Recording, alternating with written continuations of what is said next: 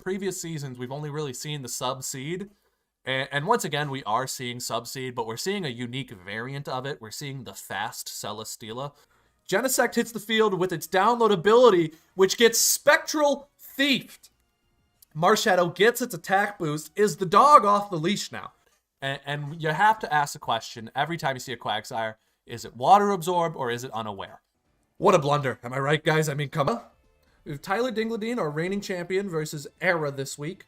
Very exciting matchup. Two players who probably do the most team prep out of anyone. So you know there's going to be some spicy stuff going on here. So Marshadow versus the Mandibuzz. Tylord takes a very aggressive approach. Mandibuzz is probably one of the best resistances to Marshadow you can have in the league. Attempts a Toxic, but Drapion is a poison type itself, while Mandibuzz gets Toxic the next turn. Genesect is a very good switch in, but doesn't like losing its Choice Scarf. It's the only way it's really able to outspeed the Marshadow. U-turn, doing mega damage to Gastrodon. It always surprised me just how much damage Genesect is able to get off with those U-turns. As well as the Psychic Terrain boosted Psyshock doing more to Volcarona than I would have expected. We see the Calm Mind Lele doing a Twinkle Tackle into the Drapion. Now that... Era is one of the only people who really makes effective use of Z moves in our league. Tylord attempts to Spectral Thief and steal those Calm Mind boosts, but Era says, no way, I'm not letting you take those. And gets the Toxic down on Gastrodon as the rocks go up onto Era's side of the field. Right now, this is looking like a big lead for Era. She's doing everything she can to stop Tylord, who has the most menacing Pokemon in the league, Marshadow. As well as he has his signature Pokemon, the Mega Ampharos. Toxic goes on the Tapu Lele. A big deal, but not a huge deal. Similarly to my Toxic being on my Zygarde this week. You know, your offensive Pokemon likes to set up and stay in for a bit, but it doesn't like to stay in maybe as long as a wall. So this Mandibuzz being Toxic, that's a much bigger issue for Era this week. She needs to keep that thing healthy to be able to resist the Marshadow. Now Toxic goes down the Ampharos. We're honestly just seeing tons of status this match. If I'm one of these players, I'm looking at having a Heal Bell or an Aromatherapy if we have a rematch.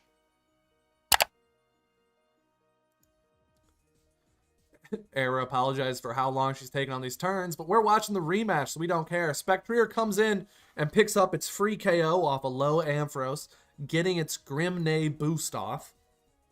As Marshadow comes in, begging to Spectral Thief that. Komodo hits the field. Surprisingly, also a great resist. Komodo is a fantastic defensive Pokemon and does very well in the Marshadow matchup. Better than one might expect, I'd say. Volcarona, very low HP, running out of options. Not looking like we're going to be seeing a Quiver Dance sweep this week as the Volcarona takes its poison damage and falls. Now we're looking at a 3-1 lead. Or I guess you could say 4-3. Marshadow secures another KO.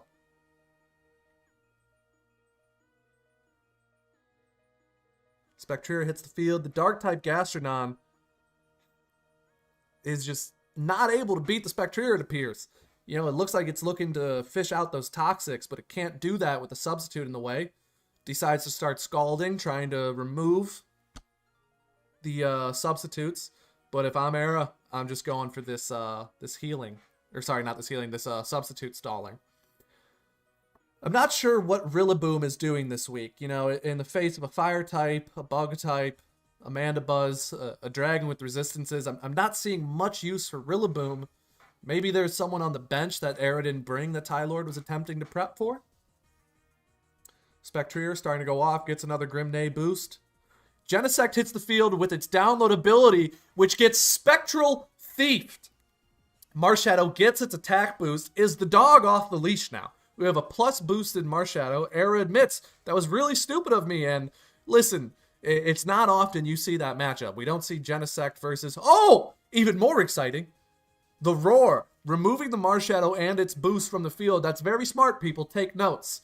If you have an opponent who you're afraid of getting stat boosts off, you can bring moves like Whirl, Roarwind, or even items like Red Card to get them off the field. Now, unluckily for our friend era here. She's missing her toxics, and if I'm being honest, I don't think those toxics are saving her the game. Maybe earlier on in the match they might save her the game, but not this late. I think Marshalla just kind of goes off and just continues to slash away. As we see another Spectral Thief go off, and that's the game. So, two of our most promising competitors in a 2-0 match. Very, very close ending. Congratulations to Tylord. Now, this is a longtime childhood friend, Haymaker, versus a college friend of mine. Name bad word. We're going to see this is sort of a skill versus maybe team matchup here. Haymaker having lots of the skill. Someone named Squaggle Scarf says, watch Hector's next.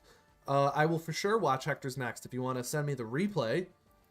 Is there an available replay?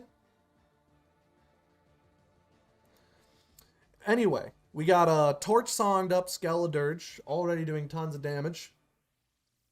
As the Jirachi gets its choice specs knocked off. That's very interesting. Now, what kind of... You don't often see choice specs on Jirachi. Now, the Palifin comes in. Is it looking to just flip turn out? Or is it trying to do some damage?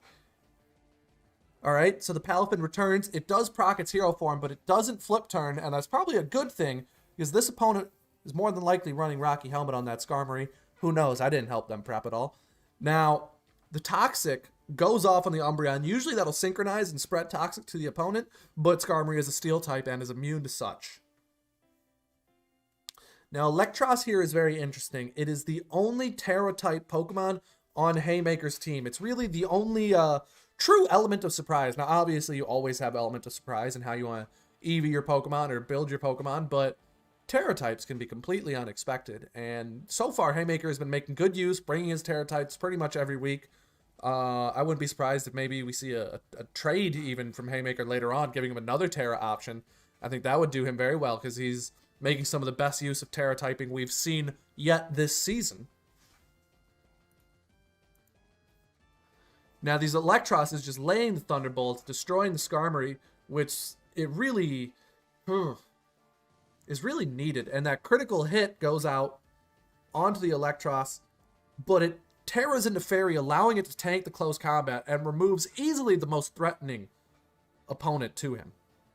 Now, Galvantula is able to outspeed the Palifin, but the Jet Punch, priority move that Palifins tend to run, is just murking the team. All right, I want to pause here and talk about what just happened.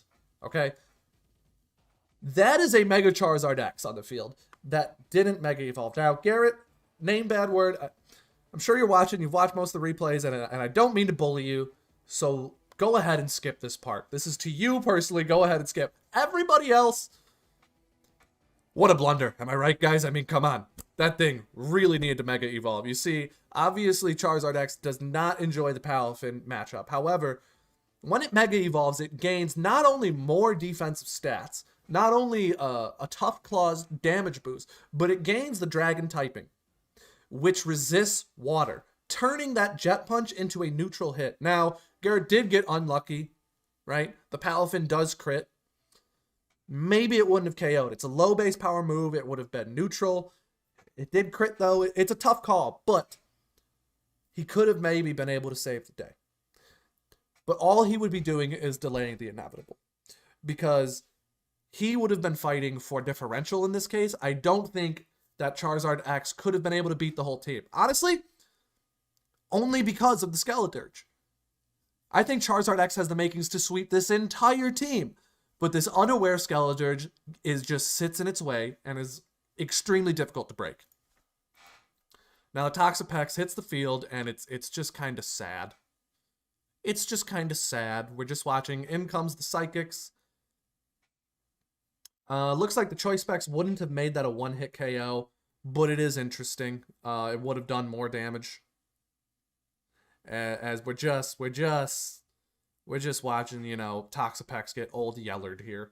Now we have Hector versus the Wonder of You. This is a rain team featuring Urshifu Rapid, Regice, very interesting, Ferrothorn Classic, Mega Swampert Classic, and Greninja, who is not super classic on Rain teams. I think we did see some of it in Generation 7.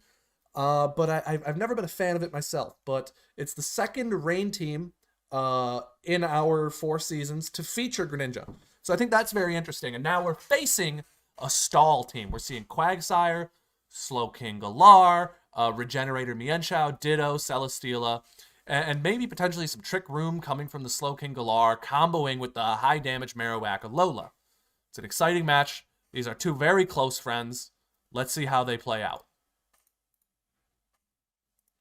So first we get a Quagsire lead off the Greninja. Greninja taunts it, and Quagsire is unable to do anything after it's been taunted. Mienshao hits the field, having that type advantage. And Pelipper comes out. Now it's gained the type advantage, and both opponents are just U-turning. They're pivoting. They're looking for their opportunities to maybe set up. You know, it looks like Hector's winning with some good chip. He's trapped the Celesteela. He's got a spike off, but the Pelipper is leech seeded. What is he trapping the Celesteela for? You know, that's the question. What is his end game? The Whirlpool goes away as Pelipper leads the field, and now Celesteela has a substitute. Ferrothorn evades. And once again, we're seeing this interesting Flame Charge Celesteela set. I think I like that we're seeing that. Celesteela has a lot of interesting sets, and in previous seasons, we've only really seen the Sub-Seed. And once again, we are seeing Sub-Seed, but we're seeing a unique variant of it. We're seeing the Fast Celesteela, which I think is pretty cool. If I was the Wonder Review, I might be switching that out and grabbing, I believe, Autonomizes the Mood, which is a double speed boost. And because that Flame Charge is doing no type of damage, you might as well be getting more speed out of it. We're seeing the Leftovers recovery. Swampert gets his own substitute off, preventing the Leech Seed from going down. A very smart play from Hector. I think he's playing very well. And now he's bulking up. He's bulking up, and he's going to be able to, you know, do big damage to the Wonder Review here. However, he has a Quagsire in the back. And you have to ask the question every time you see a Quagsire, is it Water Absorb or is it Unaware? In this situation, the Wonder Review really wants it to be Unaware so that he can tank these hits. However, he's facing a Rain team, and typically you're going to go Water Absorb. Interestingly, he isn't Water Absorb. That's huge. But the Quagsire doesn't really have a way to break the Swampert either. And the Swampert knows this. It's continuing to bulk up as Quagsire is trying to get his health back. Quagsire is considering laying spikes. I don't... Oh, okay, interesting. So because the bulk ups don't matter, because he is unaware, unless for some reason he was damp. Wonder Review, I swear to God if that was damp.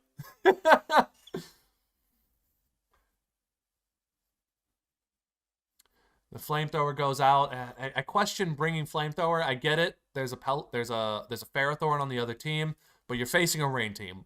The Flamethrowers aren't going to be very effective. Sludge Bomb does massive damage to the Greninja. I would like to recognize that, as well as maybe play some more Pokemon music again. Yeah, this Slowking is doing great chip damage. Really, if this Trick Room can get off at some point, which it can't, there's no more Trick Room. Interesting. You know, Marowak can really secure some KOs. Ditto hits the field. Now we have an offensive Urshifu on the field who picks up a Greninja KO, and now for the first time, I firmly believe the Wonder Review has the lead. Hector has been dominating all game, but now the Wonder Review hits the field, loses his Ditto, loses his opportunity of offense. Swampert, back on the field, gets faked out. Wonderful tech just to get that delicious 3% damage. It's very well done. As the high jump kick KOs the Regice. Now the Wonder Review, I gotta admit, puts in the least effort. He drafts the same team every year. He only wants to play defense. He doesn't practice. But he has consistently performed. I mean, he gets wins. Nobody thinks he's gonna win. And I love to see that he just 4-0'd with the offensive Mienshao. I'm impressed. That was a fun game to watch. I did like that. I thought, for most of that, I thought that was Hector's game to win. But the Wonder Review was able to turn that momentum around using the Mienshao and the Ditto and pulled off a very impressive victory. Now, I believe that is it for matches this week. Thank you, everybody, for coming.